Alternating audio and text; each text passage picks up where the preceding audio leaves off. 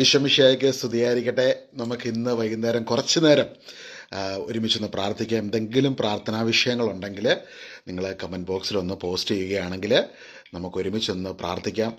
ഈശോ പറഞ്ഞു, യോഹന്നാൻ സുവിശേഷം 14-ാം അധ്യായത്തിൽ ഈശോ പറയുകയാണ്, നിങ്ങൾ എൻ്റെ നാമത്തിൽ പിതാവിനോട് ചോദിക്കുന്നത് എന്തും നിങ്ങൾക്ക് തരും, പുത്രൻ നൽകും. അപ്പം ഇതാണ് നമുക്ക് ഈശോയിലുള്ള വിശ്വാസം, നമ്മുടെ പ്രത്യാശയാണ് അല്ലേ. അപ്പം ഇന്ന് ആ പ്രത്യാശ മുറുകെ പിടിച്ചുകൊണ്ട് നമുക്ക് പ്രാർത്ഥിക്കാം. അപ്പം കമൻറ്റ് ബോക്സിൽ ഞാൻ ഈ കമൻറ്റുകൾ നിങ്ങളുടെ പ്രാർത്ഥനാ റിക്വസ്റ്റുകൾ എഴുതിയിടാൻ പറയുന്നത് അതൊരു വിശ്വാസത്തിൻ്റെ ആക്റ്റായിട്ട് ചെയ്താൽ മതി. അപ്പോൾ എല്ലാവരും പ്രാർത്ഥിക്കും. ഈശോ പറഞ്ഞില്ലേ, നിങ്ങൾ 2-3 പേർ എൻ്റെ നാമത്തിൽ ഒരുമിച്ച് കൂടുമ്പോൾ നിങ്ങളുടെ നടുവിൽ ഞാനുണ്ട്. അപ്പം കർത്താവാണ് നമ്മുടെ പ്രാർത്ഥനാ വിഷയങ്ങൾക്ക് ഉത്തരം നൽകുന്നത്.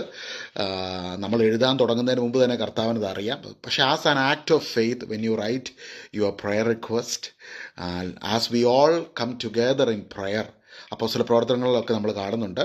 അപ്പോസ്തലന്മാർ പ്രതികൂല സാഹചര്യത്തിലൂടെ കടന്നുപോയ സമയത്ത് സഭ ഒത്തൊരുമിച്ച് പ്രാർത്ഥിക്കുന്ന സമയത്ത് അവിടെ വലിയ അത്ഭുതങ്ങൾ നടക്കുവാണ്. അപ്പം നമുക്കൊന്ന് ഒത്തൊരുമിച്ച് പ്രാർത്ഥിക്കാം.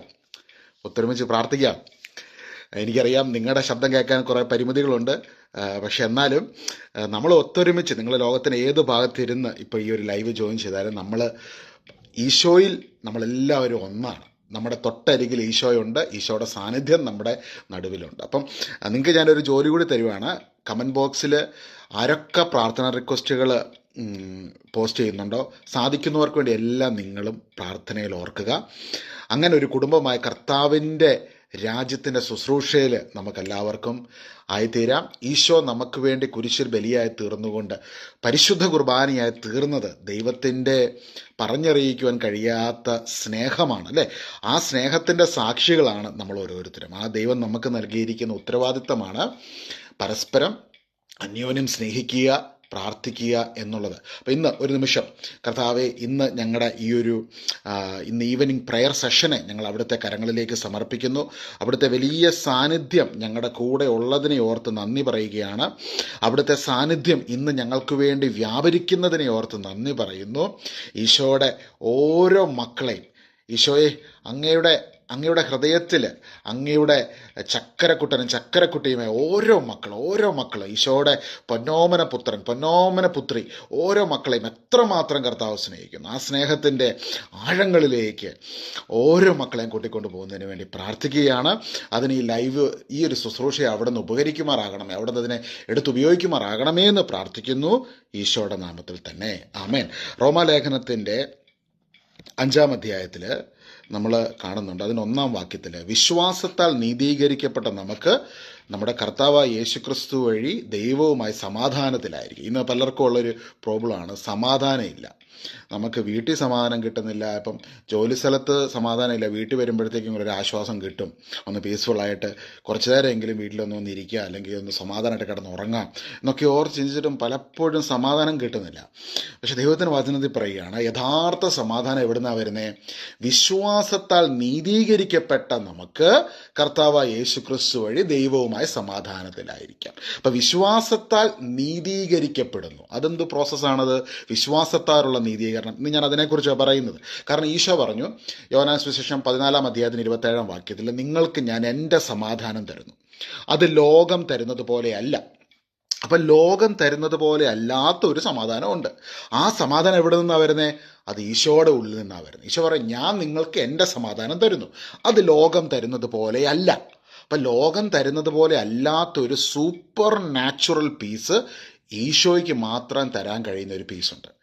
ഇപ്പം ഈ പീസാണ്, ഈ സമാധാനം അനുഭവിച്ച അപ്പസ്തോലന്മാർക്ക് പ്രതികൂലങ്ങളെ മറികടക്കുവാൻ സാധിച്ചു. അപ്പം ദൈവത്തിൻ്റെ വചനപ്രഘോഷണത്തിലൂടെ കാലഭേദങ്ങൾക്കപ്പുറം ഈ ലോകരാജ്യങ്ങളിൽ യേശുവിൻ്റെ സുവിശേഷം പ്രസംഗിക്കപ്പെട്ടപ്പോൾ ഈ സമാധാനമാണ് ജനങ്ങൾ അനുഭവിക്കുവാൻ ഇടയായി തീർന്നതും ആ സമാധാനത്തിൻ്റെ ആഴങ്ങളിലേക്ക് ജനങ്ങൾ കടന്നു വന്നു. അപ്പോൾ അവിടെ പ്രധാനമായിട്ടും പറയുന്ന ഒരു കാര്യം, വിശ്വാസത്താൽ നീതീകരിക്കപ്പെട്ട നമുക്ക് നമ്മുടെ കർത്താവായ യേശുക്രിസ്തു വഴി ദൈവവുമായി സമാധാനത്തിലായിരിക്കാം.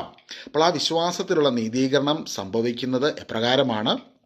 അതിൻ്റെ 6-ാം വാക്യത്തിൽ നമ്മൾ കാണുന്നുണ്ട്, നാം ബലഹീനരായിരിക്കെ നിർണയിക്കപ്പെട്ട സമയത്ത് ക്രിസ്തു പാപികൾക്ക് വേണ്ടി മരിച്ചു 8-ാം വാക്യത്തിൽ കാണുന്നു, നാം പാപികളായിരിക്കെ ക്രിസ്തു നമുക്ക് വേണ്ടി മരിച്ചു, അങ്ങനെ നമ്മോടുള്ള തൻ്റെ സ്നേഹം ദൈവം പ്രകടമാക്കിയിരിക്കുന്നു. അപ്പം ആദ്യം നമ്മൾ മനസ്സിലാക്കേണ്ട ഒരു കാര്യം, ദൈവം നമ്മളെ സ്നേഹിക്കുകയാണ്. ദൈവം നിന്നെ സ്നേഹിക്കുന്നു. ഇറസ്പെക്റ്റീവ് ഓഫ് ദ സർക്കംസ്റ്റാൻസസ്, സാഹചര്യങ്ങൾ, ഇന്ന് കടന്നു പോകുന്ന സാഹചര്യങ്ങൾ എന്തു തന്നെയായാലും ഈശോ നിന്നെ സ്നേഹിക്കുന്നു. ദൈവം നിന്നെ സ്നേഹിക്കുന്നു. ദൈവം നിന്നെ സ്നേഹിക്കുന്നു. ഞാൻ വീണ്ടും വീണ്ടും പറയുന്നത് ബുദ്ധിമുട്ടുണ്ടോ? ദൈവം നിന്നെ സ്നേഹിക്കുന്നു. എൻ്റെ മുഖത്തോട്ട് നോക്കിയേ, ഈശോ നിന്നെ വ്യക്തിപരമായി സ്നേഹിക്കുന്നു. ഇവിടെ എഴുതിയിരിക്കുകയാണ്, നാം ബലഹീനരായിരിക്കെ നിർണയിക്കപ്പെട്ട സമയത്ത് ക്രിസ്തു പാപികൾക്ക് വേണ്ടി മരിച്ചു. വീണ്ടും ഒന്നും കൂടെ പറയുകയാണ്, നാം പാപികളായിരിക്കെ ക്രിസ്തു നമുക്ക് വേണ്ടി മരിച്ചു. അപ്പം എപ്പോഴാണ് ഈശോ നമുക്ക് വേണ്ടി മരിക്കുന്നത്? നാം പാപികളായിരിക്കെ ക്രിസ്തു നമുക്ക് വേണ്ടി മരിച്ചു, അങ്ങനെ നമ്മോടുള്ള തൻ്റെ സ്നേഹം ദൈവം പ്രകടമാക്കിയിരിക്കുന്നു. അപ്പം ഇന്ന് നമ്മുടെ ഉള്ളിലേക്ക് എടുക്കേണ്ട ഒരു സത്യം എന്താ? മനുഷ്യന് ബലഹീനതകളുണ്ട്, കുറവുകളുണ്ട്, പക്ഷെ ദൈവം നിന്നെ സ്നേഹിക്കുന്നു. അപ്പം ആ ദൈവത്തിൻ്റെ സ്നേഹം ഒരു ആത്മാവിന് അനുഭവിക്കാൻ സാധിക്കുമ്പോഴാണ് ആത്മാവിന് സൗഖ്യം ലഭിക്കുന്നത്, ആത്മാവിന് ശാന്തത ഉണ്ടാകുന്നത്. ഹല്ലേലൂയ. അപ്പോൾ വിശ്വാസത്താൽ നീതീകരിക്കപ്പെടുന്നതിന് ആദ്യമേ നമ്മൾ മനസ്സിലാക്കണം, ദൈവം പാപിയായ ഒരു വ്യക്തിക്ക് വേണ്ടി ഈ ഭൂമിയിലേക്ക് കടന്നു വന്ന് അവനോടുള്ള തൻ്റെ സ്നേഹത്തിൻ്റെ പ്രദർശനമാണ് അവിടുന്ന് പരിശുദ്ധ കുർബാനയായി തീർന്നതിലൂടെ അവിടുന്ന് നമുക്ക് വേണ്ടി സ്വയമേ യാഗമായി തീർന്നുകൊണ്ട് ഇത്രമാത്രം നമ്മളെ സ്നേഹിക്കുന്നു എന്നുള്ളതിൻ്റെ ഒരു ഡെമോൺസ്ട്രേഷൻ അവിടുന്ന് പരിശുദ്ധ കുർബാനയായി തീർന്നുകൊണ്ട് വിശുദ്ധ കുരിശിൽ അവിടുന്ന് അത് പൂർത്തീകരിച്ചു. ഇനി നമ്മൾ റോമാലേഖനത്തിൻ്റെ 4-ാം അധ്യായത്തിലേക്ക് വരുമ്പോൾ അതിനെക്കുറിച്ച് കുറേ കൂടി ആഴമേറിയ ഒരു 3-ാം അധ്യായത്തിലാണ്. റോമാലേഖനത്തിൻ്റെ 3-ാം അധ്യായത്തിൻ്റെ 21 മുതലുള്ള വാക്യങ്ങൾ. എല്ലാവർക്കും സുഖം തന്നെയാണല്ലോ അല്ലേ? എല്ലാവരും സന്തോഷമായിട്ടിരിക്കുന്നു വിശ്വസിക്കുന്നു. കർത്താവെ, എല്ലാ പ്രയർ റിക്വസ്റ്റുകൾക്ക് വേണ്ടി ഞങ്ങളിപ്പോൾ ചേർന്ന് പ്രാർത്ഥിക്കുകയാണ്. ഈശോയെ, ഒരുപാട് വേദനയിലൂടെ കടന്നു പോകുന്ന ഓരോ മക്കളെയും അവിടുന്ന് ചേർത്ത് നിർത്തുന്നതിനെ ഓർത്ത് നന്ദി പറയുന്നു. കർത്താവെ, പിടിച്ചു നിന്നുകൊണ്ട് മുൻപോട്ട് പോകുവാൻ അങ്ങയുടെ ആ പറഞ്ഞറിയിക്കുവാൻ കഴിയാത്ത സമാധാനം ഓരോ ഈശോയുടെ മകനും മകളും അനുഭവിക്കുന്നതിനും അവർ ആ സമാധാനത്തിൽ മുൻപോട്ട് പോകുന്നതിന് വേണ്ടി ഞങ്ങൾ പ്രാർത്ഥിക്കുകയാണ്. കർത്താവ്, ഈശോയെ അവിടുന്ന് വാഗ്ദാനം ചെയ്ത ആ ദൈവിക സമാധാനം ഇന്ന് ഈ പ്രയർ മീറ്റിങ്ങിൽ അറ്റൻഡ് ചെയ്യുന്ന ഓരോ വ്യക്തികളിലും നിറയപ്പെടുന്നതിന് വേണ്ടി ഞങ്ങൾ പ്രാർത്ഥിക്കുകയാണ്. വലിയ സമാധാനം നിറയപ്പെടട്ടെ, വലിയ സമാധാനം. ഹല്ലേലൂയ. യേശുവേ, ആരാധന. അപ്പം ഈ സമാധാനം നമ്മൾ നിറയുമ്പോൾ നമ്മുടെ ഭാരങ്ങളെല്ലാം ഈശോയ്ക്ക് സമർപ്പിക്കണം. ഈശോയിലൂടെ നീതീകരിക്കപ്പെട്ട ഒരു വ്യക്തി ഈശോയുടെ സ്വന്തമാണ്. അപ്പം നമ്മുടെ ഭാരങ്ങളും ഈശോയുടെയാണ്. അപ്പോൾ ഒന്ന് കണ്ണടച്ച് ഇന്നത്തെ ഭാരങ്ങളെ മുഴുവനും ഒന്ന് കർത്താവിൻ്റെ സന്നിധിയിൽ ഒന്ന് ഇറക്കി വെച്ച് ഈശോയുടെ സന്നിധിയിൽ നമുക്ക് ഇറക്കി വെക്കുമ്പോഴാണ് നമുക്ക് നമ്മുടെ മനസ്സിലേക്ക് വലിയ ദൈവിക സമാധാനവും ആശ്വാസവും കടന്നു വരുവാൻ ഇടയായിത്തീരുന്നത്. ഹല്ലേലൂയ. അപ്പം ഇന്നത്തെ ക്ലാസ് എന്ന് വെച്ചാൽ പരിശുദ്ധ കുർബാനയുടെ അതിൻ്റെ ആ ഒരു ആഴങ്ങൾ, അതിൻ്റെ യഥാർത്ഥ പിക്ചറിനെ ഒന്ന് വരച്ചു കാട്ടുന്നതിന് വേണ്ടിയാണ്. ഒരുപാട് പേര് ഈ കാലഘട്ടത്തിൽ ഓടി നടക്കുവാണ്. എവിടെ പോയി കഴിഞ്ഞാൽ എനിക്ക് ഒരു വിടുതൽ കിട്ടും, അല്ലെങ്കിൽ എങ്ങനെ എനിക്ക് വിടുതൽ കിട്ടും. സത്യത്തിലുണ്ടല്ലോ യഥാർത്ഥ സത്യം എന്നുള്ളത്, നിങ്ങൾക്ക് വേണ്ട വിടുതൽ മുഴുവനും ഈശോ കുരിശുബലിയിലൂടെ പരിശുദ്ധ കുർബാനയിലൂടെ തന്നിട്ടുണ്ട്. പക്ഷേ അത് മനസ്സിലാക്കിയില്ലെങ്കിൽ വീണ്ടും നമ്മൾ ഓടും. അപ്പോൾ കുറച്ച് നേരം ഒന്ന് വെയിറ്റ് ചെയ്യണം കേട്ടോ. ചിലപ്പോൾ നിങ്ങൾ ഒത്തിരി തവണ കേട്ട മെസ്സേജ് ആയിരിക്കും, പക്ഷേ ഇതിനകത്ത് നിങ്ങൾ കേട്ടോണ്ടിരിക്കുമ്പോൾ നിങ്ങൾക്ക് ഒരുപാട് വിടുതലുകൾ ദൈവവചനം കേട്ടോണ്ടിരിക്കുമ്പോൾ തന്നെ സംഭവിക്കും. റോമാലേഖനത്തിൻ്റെ 3-ാം അധ്യായത്തിൻ്റെ 21-ാം വാക്യം മുതലാണ് ഇന്ന് വായിക്കുന്നത്. ശ്രദ്ധിച്ച് കേൾക്കുക. ബൈബിൾ ഉണ്ടെങ്കിൽ നിങ്ങളും ഈ സമയത്ത് എന്നോടൊപ്പം ബൈബിൾ എടുത്തു വെച്ച് ഈ ഭാഗങ്ങളൊന്ന് വായിക്കുക. ഒരു നഷ്ടവും ബൈബിൾ വായിക്കുന്നതിൽ. വീട്ടിലിരിക്കുന്ന ബൈബിളില്ലേ, ഇനി എടുത്തേ പൊടിയൊക്കെ അഴിച്ച് കേട്ട് ചിലരെന്നെ ബൈബിൾ മേടിച്ച് ഇങ്ങനെ പുത്താൻ പോലെ വെച്ചുകൊണ്ടിരിക്കും. അതിങ്ങ് തുറക്ക് പോലും ഇല്ല, അത് ചെളിയൊന്നും പറ്റില്ലെന്നൊക്കെ പറയും. ചില നല്ലപോലെ ഉപയോഗിച്ച ആൾക്കാരുടെ വീട്ടിൽ അങ്ങനത്തെ ബൈബിളൊക്കെ ചിലപ്പോൾ ഇച്ചിരിയൊക്കെ കീറി പറഞ്ഞൊക്കെ ആക്കിയിരിക്കും. എൻ്റെ കയ്യിലൊരു ബൈബിളുണ്ട്. ആ ബൈബിളിൻ്റെ പേപ്പറൊക്കെ അവിടെ എല്ലാം കീറി പറഞ്ഞു. എൻ്റെ വൈഫ് പറയും, ആ ബൈബിൾ മുഴുവൻ കീറി പറഞ്ഞിരിക്കും. കാരണം അത് കുറേ നാളായിട്ട് നമ്മൾ ഉപയോഗിക്കുന്ന ബൈബിൾ അവിടെയൊക്കെ ഇച്ചിരി ചെളിയൊക്കെ പറ്റിയിരിക്കും. നിങ്ങൾ വീട്ടിൽ ഇരിക്കുന്ന ബൈബിളില്ലേ, പൊടിയൊക്കെ തട്ടിയ ബൈബിളിന് എടുത്തേ. ബൈബിൾ എടുത്തിട്ട് ഈ ഭാഗം ഒന്ന് എടുത്തേ. റോമാലേഖനം 3-ാം അധ്യായം 21-ാം വാക്യം.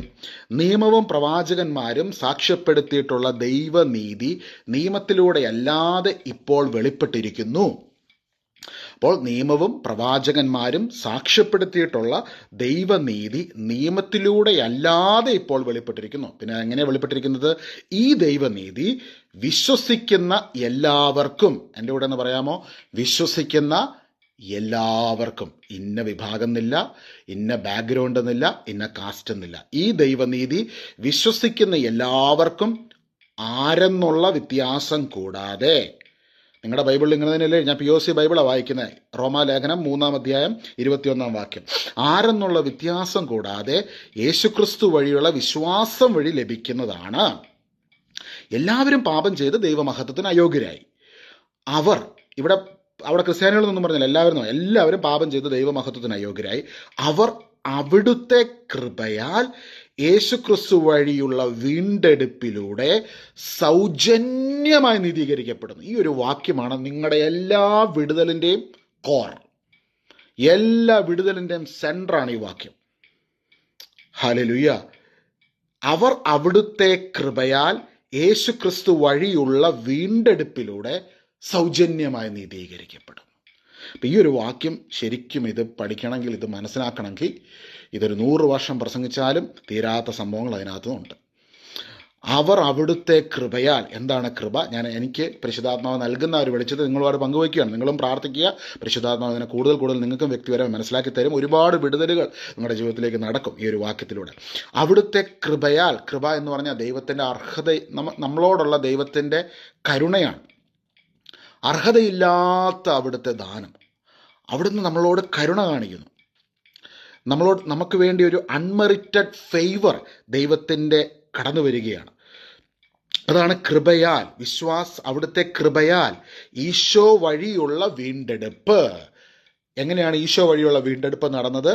പരിശുദ്ധ കുർബാനയിൽ, കുരിശുബലിയിൽ, കുരിശുമരണത്തിൽ. അപ്പോൾ ദൈവത്തിൻ്റെ കൃപ നമ്മളിലേക്ക് ചൊരിയപ്പെട്ട സ്ഥലം എവിടെയാണ്? ഈശോയുടെ കുരിശുമരണ സമയത്ത്. ദൈവത്തിന് നമ്മുടെ വീണ്ടെടുപ്പ് നടന്ന സമയം എവിടെയാണ്? ഈശോയുടെ കുരിശുമരണ സമയത്ത്. അതുകൊണ്ടാണ് അവിടെ പറയുന്നത്, അവർ അവിടുത്തെ കൃപയാൽ യേശു ക്രിസ്തു വഴിയുള്ള വീണ്ടെടുപ്പിലൂടെ സൗജന്യമായി സൗജന്യമായി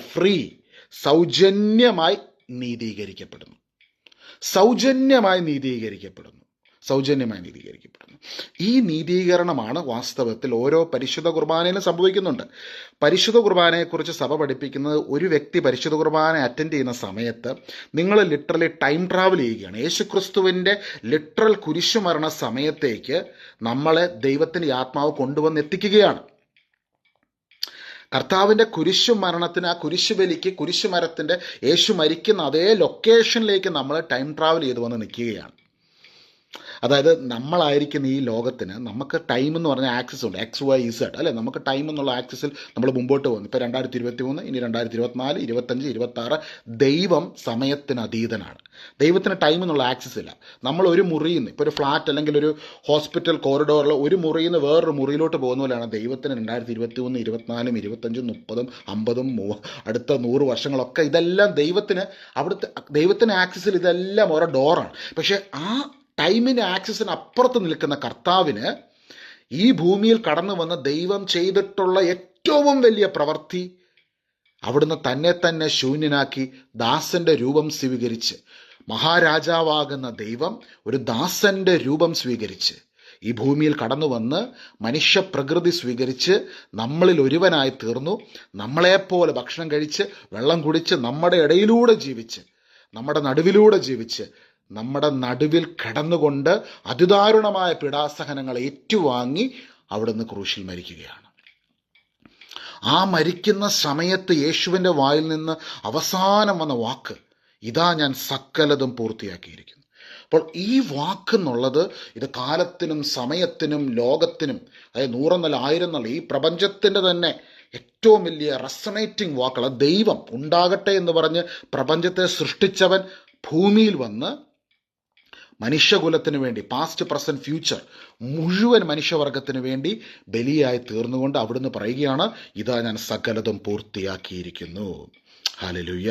കാരണം ആ വാക്കുകൾക്ക് ഇത്രയും വെയിറ്റ് വരാനുള്ള കാരണം ആ സമയത്താണ് അവിടുത്തെ കൃപയാൽ അവിടുത്തെ കൃപ വെളിപ്പെട്ട സമയം, യേശു ക്രിസ്തു വഴിയുള്ള വീണ്ടെടുപ്പിലൂടെ വീണ്ടെടുപ്പ് നൽകപ്പെട്ട സമയം, സൗജന്യമായി നീതീകരിക്കപ്പെടുന്നു, സൗജന്യമായ നീതീകരണം നടക്കുന്ന സമയം. അതുകൊണ്ടാണ് ഓരോ പരിശുദ്ധ കുർബാനയിലും നമ്മളെ പരിശുദ്ധ കുർബാനയുടെ ആ നിമിഷം വാസ്തവത്തിൽ ഈ ഒരു കാഴ്ചപ്പാടിലേക്ക് സഭ നമ്മളെ കൊണ്ടുപോവുകയാണ്. അവിടെ യേശുവിൻ്റെ കുരിശു മരണ സമയത്ത് നടന്ന സകല വിടുതലുകളും നമ്മുടെ ജീവിതത്തിലേക്ക് ആ നിമിഷം വെളിപ്പെടുകയാണ്. There is nothing greater. ഇതിനെ അപ്പുറമായിട്ട് ദൈവത്തിന് ഒന്നും ചെയ്യാനില്ല.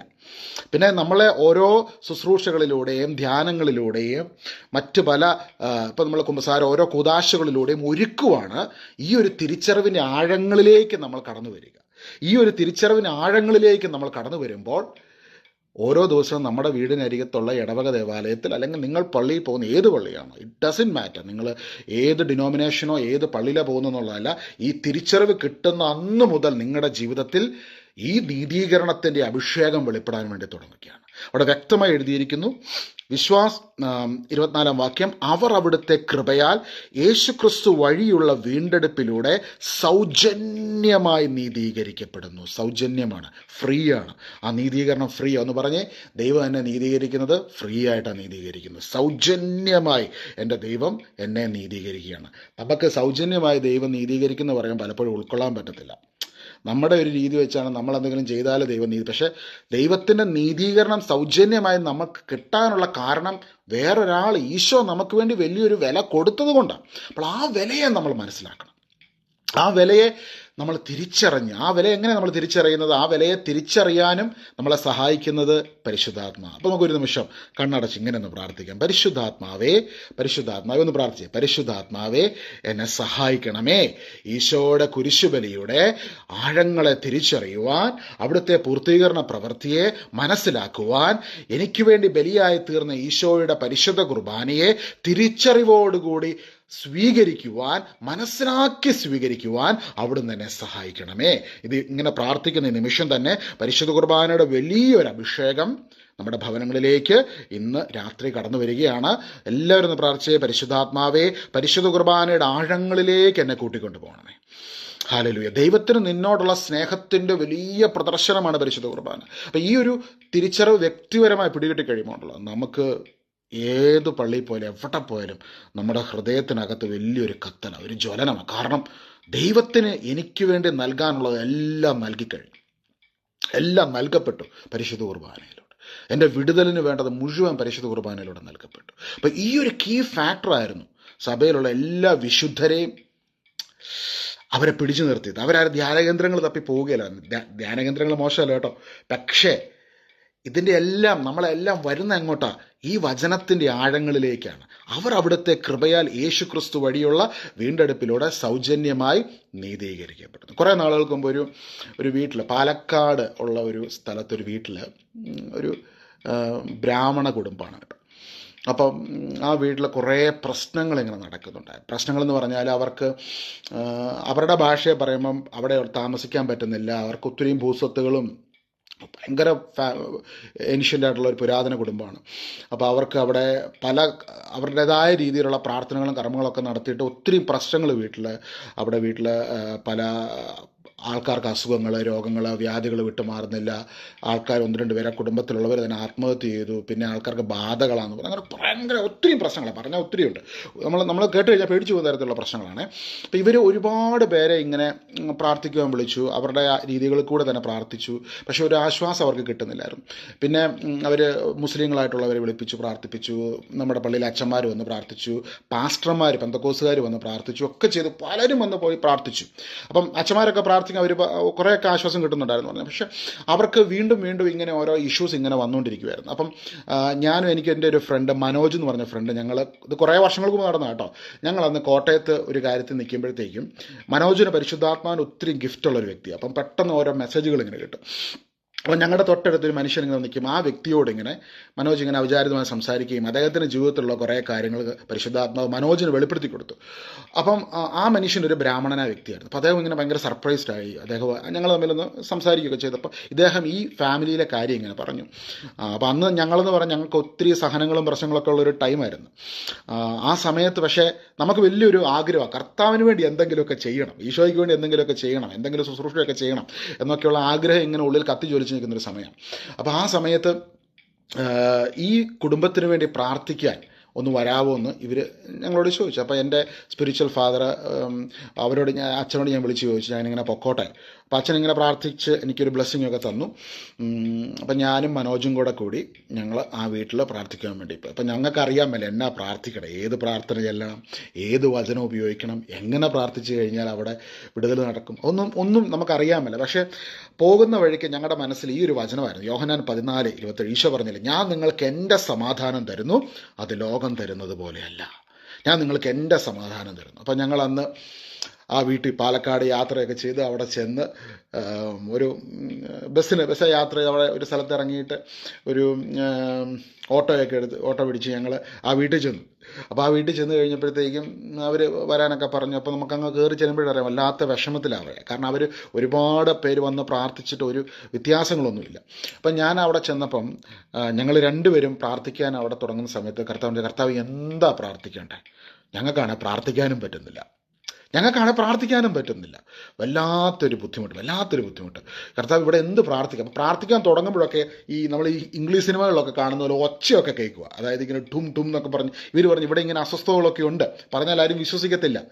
നമ്മൾ ഈ കഥകിനിട്ടൊക്കെ എല്ലാവരും വന്ന് ഇടിക്കുന്ന പോലത്തെ ശബ്ദങ്ങൾ, ഈ അവരുടെ റൂഫിൻ്റെ അവിടെ നിന്ന് ശബ്ദം വരുന്നു. അപ്പം നമ്മൾ ദൈവം ഇതന്നെ വല്ല കടവാവൽ വന്ന് വല്ലയിടത്തും വന്ന് തട്ടുന്നതാണ്, ഇതെന്നെ ഇത്ര ശബ്ദം. അപ്പം ഇങ്ങനെയൊക്കെ ചിന്തിച്ചിരിക്കുമ്പോഴത്തേക്കും പെട്ടെന്ന് ഉള്ളിലിങ്ങനെ കർത്താവിൻ്റെ കുരിശുമരണത്തെക്കുറിച്ച് ഇങ്ങനെ പറയാൻ വേണ്ടി ഇങ്ങനെ ഉള്ളിലൊരു പ്രേരണ കിട്ടുവാണ്. അപ്പോൾ എവിടെ പറയണം, എന്ത് പറയണം ഒന്നും അറിയാൻ മേല. അന്ന് സത്യം പറഞ്ഞോണ്ടല്ല, ഞാൻ ബൈബിള് തുറക്കുന്നത് തന്നെ 1 കൊറിന്തോസ് 11 അധ്യായത്തിലേക്കാണ്. ബൈബിൾ തുറക്കുമ്പോൾ ചില സമയത്ത് നമ്മൾ ബൈബിൾ തുറക്കുമ്പോൾ കറക്റ്റ് വചനം കിട്ടും. അന്ന് ബൈബിൾ ആ വീട്ടിൽ വെച്ച് തുറന്നപ്പോൾ 1 കൊറിന്തോസ് 11 അധ്യായമാണ്. 11 അധ്യായത്തിൽ നമ്മൾ കാണുന്നത് എന്താ, ആ 11 അധ്യായം തുറന്നിട്ട് ഞാൻ വായിച്ചു. ആ വീടിന് ആ സ്ഥലത്ത് നിന്ന് ഇങ്ങനെ ഇത് വായിച്ചു. തുറന്നപ്പോൾ കിട്ടിയ വചനം ഇതായിരുന്നു, കർത്താവിൽ നിന്ന് എനിക്ക് ലഭിച്ചതും ഞാൻ നിങ്ങളെ ഭരമേൽപ്പിച്ചതുമായ കാര്യം ഇതാണ്, കർത്താവായ യേശു താൻ ഒറ്റിക്കൊടുക്കപ്പെട്ട രാത്രിയിൽ അപ്പമെടുത്ത് കൃതജ്ഞത അർപ്പിച്ചതിന് ശേഷം അത് മുറിച്ചുകൊണ്ട് അരുളി ചെയ്തു, ഇത് നിങ്ങൾക്ക് വേണ്ടിയുള്ള എൻ്റെ ശരീരമാണ്, എൻ്റെ ഓർമ്മയ്ക്കായി നിങ്ങളിത് ചെയ്യുവിൻ. അപ്രകാരം തന്നെ അത്താഴത്തിന് ശേഷം പാനപാത്രം എടുത്ത് അരുളി ചെയ്തു, ഇത് എൻ്റെ രക്തത്തിലുള്ള പുതിയ ഉടമ്പടിയാണ്, നിങ്ങളിത് പാനം ചെയ്യുമ്പോഴെല്ലാം എൻ്റെ ഓർമ്മയ്ക്കായി ചെയ്യുവിൻ. നിങ്ങൾ ഈ അപ്പം ഭക്ഷിക്കുകയും ഈ പാത്രത്തിൽ നിന്ന് പാനം ചെയ്യുകയും ചെയ്യുമ്പോഴെല്ലാം കർത്താവിൻ്റെ മരണം അവൻ്റെ പ്രത്യാഗമനം വരെ പ്രഖ്യാപിക്കുകയാണ് ചെയ്യുന്നത്. അപ്പം ഇത്രയും വായിച്ചിട്ട് ഞങ്ങളൊന്ന് സ്തുതിച്ച് പ്രാർത്ഥിച്ചു. എന്നിട്ട് ഞാൻ സ്തുതിച്ചുകൊണ്ടിരിക്കുന്ന സമയത്ത് പെട്ടെന്ന് വാസ്തവത്തിൽ ആ വീട്ടിലാണ് ഞങ്ങൾ നിൽക്കുന്നതെങ്കിൽ ഞങ്ങൾ രണ്ടുപേരും ആത്മാവിൽ ഞങ്ങൾ ഈശോയുടെ കുരിശുമരണം, ആ കുരിശിൻ്റെ വഴി നടക്കുന്ന ആ ജെറുസലേമിലെ ആ വീഥികളിൽ നിൽക്കുന്ന ഒരു ഫീൽ, വല്ലാത്തൊരു ദർശനം അവിടെ വെച്ച് ഞങ്ങൾക്ക് കിട്ടി. അതായത് ഈശോ കുരിശും ചുമന്നുകൊണ്ട് ജെറുസലേമിലൂടെ പോകുന്ന ആ കാഴ്ചയാണ് ഞങ്ങൾ കാണുന്നത്. ഈ വീട്ടിൽ നിന്ന് പ്രാർത്ഥിക്കുന്ന ആ ഒരു ചിന്ത മാറി കുരിശിന്. അപ്പോൾ ഞങ്ങൾ രണ്ടുപേരും ഞങ്ങൾ പ്രാർത്ഥിക്കുന്ന സമയത്ത് ഞങ്ങൾ കണ്ടുകൊണ്ടിരിക്കുന്ന യേശു കുരിശു ചുമന്നുകൊണ്ട് പീഡാസഹനം ഏറ്റുവാങ്ങിക്കൊണ്ട് കുരിശുമരണത്തിനായിട്ട് അവിടുന്ന് കാൽവരി മലമുകളിലേക്ക് പോകുന്നു. അപ്പോൾ ഞങ്ങളിങ്ങനെ ആ കൂടെ യാത്ര ചെയ്ത് പ്രാർത്ഥിക്കുന്ന ഒരു അനുഭവം. അവസാനം കുരിശുവിലയിൽ കർത്താവ് കുരിശിൽ കടന്നുകൊണ്ട് ഇതാ ഞാൻ സകലതും പൂർത്തിയാക്കിയിരിക്കുന്നു എന്ന് പറയുന്നു. അതിങ്ങനെ ദർശനത്തിൽ കണ്ടുകൊണ്ട് പ്രാർത്ഥിക്കുക. ആ പ്രാർത്ഥിക്കുന്ന സമയത്ത് പറഞ്ഞറിയിക്കാൻ കഴിയാത്ത അഭിഷേകം ഞങ്ങൾക്ക് അനുഭവിക്കാൻ പറ്റി. ആ വീട്ടിലും ആ സമയത്ത് വന്നു നിറഞ്ഞു. ഞങ്ങളുടെ പ്രാർത്ഥന കൊണ്ടല്ല കേട്ടോ, വീണ്ടും എടുത്ത് പറയുന്നു, അവിടെ വലിയ പ്രാർത്ഥനയൊന്നും അല്ലായിരുന്നു ആ സംഭവം. അവിടെ കർത്താവിൻ്റെ കുരിശുമരണത്തിൻ്റെ ശക്തി അവിടെ വെളിപ്പെട്ടു. ഞാൻ പറയുന്നതിന് ഇതിൻ്റെ ഒരു സീക്രട്ട് നിങ്ങൾക്ക് മനസ്സിലാകുന്നുണ്ടോ? കർത്താവിൻ്റെ കുരിശുമരണത്തിൻ്റെ ശക്തി വെളിപ്പെടുമ്പോഴാണ്. നിങ്ങളുടെ പ്രാർത്ഥനയുടെ ലെങ്തോ അതിൻ്റെ ഒരു ഇൻറ്റൻസിറ്റി ഒന്നും അല്ല, തിരിച്ചറിവോടുകൂടി എനിക്ക് വേണ്ടി യേശു മരിച്ചു എന്നുള്ളതിൻ്റെ ആ ഒരു തിരിച്ചറിവിൽ, ആ ഒരു ആഴത്തിൽ നമ്മൾ പ്രാർത്ഥിക്കുമ്പോൾ ദൈവസ്നേഹം നമ്മളായിരിക്കുന്ന സ്ഥലത്ത് നിറയപ്പെടും. ദൈവസ്നേഹം വെളിപ്പെട്ട് കഴിഞ്ഞാൽ പിശാചിന് അവിടെ നിൽക്കാൻ പറ്റത്തില്ല. കാരണം ആ സ്നേഹത്തിൻ്റെ മുൻപിൽ അവൻ പരാജയപ്പെടും. ദൈവസ്നേഹത്തിൻ്റെ മുൻപിലാണ് എല്ലാ അടിമത്തങ്ങളും തകരുന്നത്, എല്ലാ പൈശാചിക ശക്തികളും തകർന്നടിയുന്നത് ദൈവസ്നേഹത്തിൻ്റെ മുൻപിൽ. ദൈവസ്നേഹം വ്യാപരിക്കുമ്പോൾ അവിടെ സമാധാനം കടന്നു വരികയാണ്. ഹല്ലേലൂയ. കാരണം മഹാരാജാവായ ദൈവം ഈ ഭൂമിയിൽ വന്ന് ബലിയായി തീർന്നത് സ്നേഹം ഒന്നുകൊണ്ട് മാത്രമല്ലേ, വേറെ എന്തെങ്കിലും കാരണമുണ്ടോ? ദൈവത്തിന് നമ്മളോടുള്ള സ്നേഹം ഒന്നുകൊണ്ട് മാത്രമല്ലേ.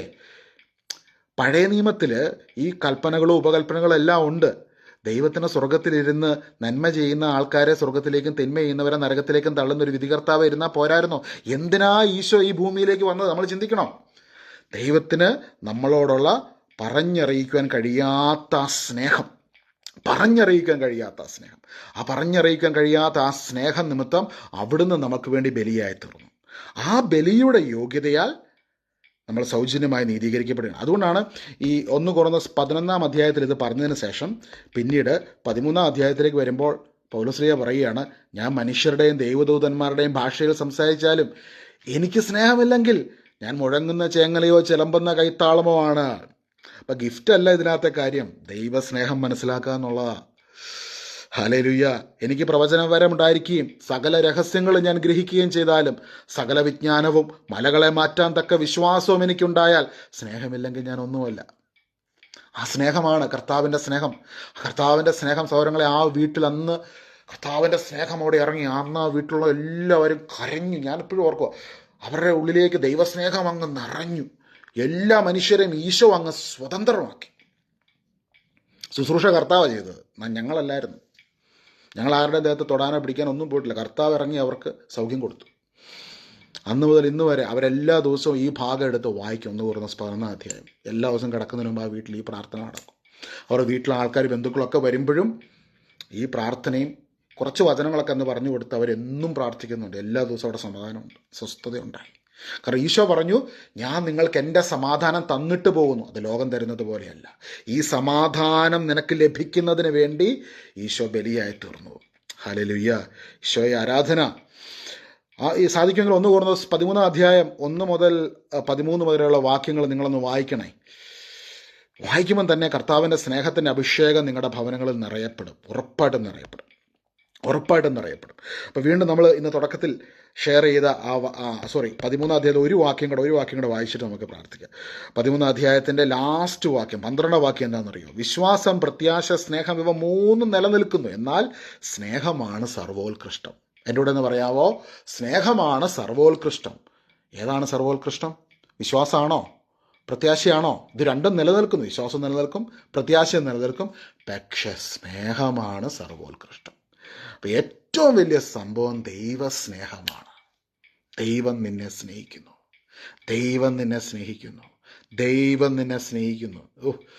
കർത്താവ് നിന്നെ സ്നേഹിക്കുന്നു. കർത്താവിൻ്റെ ഹൃദയത്തിൽ നിനക്കുള്ള വിലയെന്ന് പറഞ്ഞാൽ നീ ചിന്തിക്കുന്നതിനേക്കാളൊക്കെ 10,000 മടങ്ങ് മുകളിലാണ്. നിനക്ക് വേണ്ടിയാണ് ഈശോ ഈ ഭൂമിയിലേക്ക് വന്നത്. നിനക്ക് വേണ്ടിയാണ് ഈ സഹനങ്ങൾ മുഴുവനും ഈശോ ഏറ്റെടുത്തത്. ഇനി റോമാലേഖനം 3 അധ്യായം വായിക്കുമ്പോൾ കുറെ കൂടി നമുക്ക് പിടികിട്ടും, അല്ലേ? റോമാലേഖനം 3 അധ്യായത്തിൻ്റെ 24 വാക്യം, അവർ അവിടുത്തെ കൃപയാൽ യേശു ക്രിസ്തു വഴിയുള്ള വീണ്ടെടുപ്പിലൂടെ സൗജന്യമായി നീതീകരിക്കപ്പെടുന്നു. അപ്പം സൗജന്യമായി നീതീകരണം നടക്കുന്ന എവിടെയാ? പരിശുദ്ധ കുർബാനയിൽ. ഹല്ലേലൂയ. യേശുവേ ആരാധന. അതുകൊണ്ടാണ് സഭ, നമ്മൾ ദേവാലയത്തിലേക്ക് പരിശുദ്ധ കുർബാനയ്ക്ക് പോകുമ്പോൾ നമ്മൾ റോസറി കൊന്തയൊക്കെ ചെല്ലുമ്പോൾ എന്നാൽ നമ്മൾ ഒരുക്കുക. എന്തിനു വേണ്ടി? ഈ ഒരു വലിയ ആഴങ്ങളിലേക്ക് കടന്നു പോകാൻ വേണ്ടി ഒരുക്കുകയാണ്. പക്ഷേ ഇതിൽ നിന്ന് ഡീവിയേറ്റ് ചെയ്ത ആൾക്കാർ ചിലപ്പം പോകും. ചിലപ്പം പരിശുദ്ധ കുർബാനയുടെ ഈ ഒരു പ്രസക്തി, ഇതെന്താ സംഭവം എന്ന് മനസ്സിലാക്കാതെ പോകുമ്പോഴത്തേക്കും നമ്മൾ നേരെ we fall ourselves into a trap. എന്താണ് ആ ട്രാപ്പ് എന്നറിയോ? നമ്മൾ ചെല്ലുന്ന പ്രാർത്ഥന, ഞാൻ ചെല്ലുന്ന ഓരോ കാര്യങ്ങൾ കൊണ്ടാണ് ദൈവം എന്നെ നീതീകരിക്കുന്നത് എന്നുള്ളൊരു ട്രാപ്പിൽ പോയിപ്പെടും. ഈ ട്രാപ്പിൽ പെട്ട് കഴിഞ്ഞാൽ ഇതിങ്ങനെ സൈക്കിൾ പോലെ അങ്ങ് പോവും. പിന്നെ നമുക്കതിൽ നിന്ന് അങ്ങ് പുറത്ത് വരാം. നമ്മളിങ്ങനെ അതിനകത്ത് കിടന്നങ്ങ് നട്ടം തിരിയുകയാണ്. പക്ഷേ ദൈവം നമുക്ക് തന്നിട്ടുള്ള എല്ലാ പ്രാർത്ഥനകളും അനുഗ്രഹമാകുന്ന എപ്പോഴാണ്? എൻ്റെ ഒരു പ്രാർത്ഥനയുടെ യോഗ്യത കൊണ്ടല്ല, ദൈവത്തിൻ്റെ കരുണയാലാണ്, അവിടുത്തെ കുരിശുബലിയുടെ യോഗ്യതയാലാണ് ഞാൻ സൗജന്യമായി നീതീകരിക്കപ്പെടുന്നത് എന്നുള്ള വചന വിശ്വാസ സത്യത്തെ നമ്മൾ മുറുകെ പിടിക്കുമ്പോൾ പരിശുദ്ധാത്മാവ് നമ്മളെ പ്രാർത്ഥിക്കുവാൻ പ്രേരിപ്പിക്കും. ജപമാലയാകട്ടെ, ദൈവനാട് ജപമാലയാകട്ടെ, ഇതൊക്കെ നമുക്ക് ചെല്ലാനൊരു ഭയങ്കര പവർ നമ്മുടെ ഉള്ളിൽ വരിക. കാരണം എന്താ? നമ്മുടെ നീതീകരണം നടന്നത് ഈശോയുടെ കുരിശുബലിയുടെ യോഗ്യതയാലാണ്. ഹല്ലേലൂയ. നമ്മുടെ നീതീകരണം സൗജന്യമായി നടക്കുന്നത് ഈശോയുടെ കുരിശുമരണത്തിൻ്റെ യോഗ്യതയാലാണ്. പറഞ്ഞേ, എൻ്റെ ഈശോ എനിക്ക് വേണ്ടി കുരിശിൽ ബലിയായി തീർന്നതിലൂടെ ഞാൻ സൗജന്യമായി നീതീകരിക്കപ്പെടുന്നു. രണ്ട് മൂന്ന് വാക്യം കൂടെ വായിക്കാം കേട്ടോ. വിശ്വാസം വഴി സംലബ്ധമാകുന്ന രക്തം കൊണ്ടുള്ള പാപപരിഹാരമായി ദൈവം അവനെ നിശ്ചയിച്ചു തന്നു. അവിടുന്ന് തൻ്റെ ക്ഷമയിൽ പഴയ പാപങ്ങളെ അവഗണിച്ചുകൊണ്ട് ഇപ്പോൾ തൻ്റെ നീതി വെളിപ്പെടുത്തുവാനും അങ്ങനെ താൻ നീതിമാനാണെന്നും യേശുവിൽ വിശ്വസിക്കുന്നവനെ നീതീകരിക്കുന്നവനാണെന്നും തെളിയിക്കാനുമാണ് ഇപ്രകാരം ചെയ്തത്. അപ്പം ഞാൻ ആ വീട്ടിൽ പോയി പ്രാർത്ഥിച്ചപ്പോൾ അവിടെ യേശുവിൻ്റെ മരണത്തെക്കുറിച്ച് അവിടെ പറഞ്ഞ് പ്രാർത്ഥിച്ച സമയത്ത് അവിടെ ദൈവം ചില കാര്യങ്ങൾ തെളിയിക്കും. അതാ വീട്ടിൽ നടന്നത്. അല്ല നമ്മുടെ പ്രാർത്ഥനകൾ കൊണ്ടോ നമ്മുടെ എന്തോ ഒന്നുമല്ല. നമ്മളൊരു ചില കാര്യങ്ങൾ നമ്മുടെ വീട്ടിലാണെങ്കിലും നിങ്ങളിരുന്ന് പ്രാർത്ഥിക്കുമ്പോൾ അവിടെ ദൈവം ചില കാര്യങ്ങൾ തെളിയിക്കും. ഇവിടെ വചനത്തിൽ പറയുകയാണ്, അവിടുന്ന് തൻ്റെ ക്ഷമയിൽ പഴയ പാപങ്ങളെ അവഗണിച്ചുകൊണ്ട് ഇപ്പോൾ തൻ്റെ നീതി വെളിപ്പെടുത്തുവാനും അങ്ങനെ താൻ ദൈവം, സർവശക്തനായ ദൈവം നീതിമാനാണെന്നും യേശുവിൽ വിശ്വസിക്കുന്നവനെ നീതീകരിക്കുന്നവനാണെന്നും തെളിയിക്കാനാണ് ഇപ്രകാരം ചെയ്തത്. അതുകൊണ്ട് നമ്മുടെ വൻപ് പറച്ചിൽ എവിടെ? അങ്ങനെ തന്നെ അവിടെ എഴുതിയിരിക്കുന്നത്. അതുകൊണ്ട് നമ്മുടെ വൻപ് പറച്ചിൽ എവിടെ? എന്താ ഈ വൻപ് പറച്ചിൽ? ഞാൻ വലിയ പ്രാർത്ഥനക്കാരൻ, എൻ്റെ പ്രാർത്ഥനയുടെ ശക്തി കൊണ്ട് അതെല്ലാം നടന്നത്. വൻപ് പറച്ചിലില്ല, ഇവിടെ നടക്കില്ല. വൻപ് പറയാൻ പറ്റത്തില്ല. ഞാൻ 10 ലക്ഷം ഇത് സംഭവം ചൊല്ലി, ഇന്ന സംഭവം ചൊല്ലിയതുകൊണ്ട്, അല്ലെങ്കിൽ ഞാൻ ഇങ്ങനെയൊക്കെ ചെയ്തുകൊണ്ട്, അങ്ങനെ പറഞ്ഞ് ഇപ്പം എന്തെങ്കിലും ഒരു അത്ഭുതം ജീവിതത്തിൽ നടന്നെങ്കിൽ അറിഞ്ഞോ അറിയാതെ അങ്ങനെ എന്തെങ്കിലും പറഞ്ഞു പോയിട്ടുണ്ടെങ്കിൽ ദൈവസന്നിധിയിൽ ഒന്ന് ക്ഷമ ചോദിച്ചോണം കേട്ടോ. കർത്താവ് അത് നിങ്ങളോട് ക്ഷമിക്കും. കർത്താവ് നിങ്ങൾ അത്രമാത്രം സ്നേഹിക്കുന്നു. ചിലപ്പോൾ നമ്മളറിയാതെ നമ്മളങ്ങനെ പറഞ്ഞു പോകും. കാരണം നമ്മൾ എത്ര പ്രാർത്ഥന ചൊല്ലിയാലും അതൊന്നും കർത്താവിൻ്റെ കുരിശുമരണത്തോളം നമുക്ക് വേണ്ടി കർത്താവ് ചെയ്തതിനോളം ഒരിക്കലും ആകത്തില്ല. എന്നുവെച്ചാൽ പ്രാർത്ഥന നിർത്തരുത്.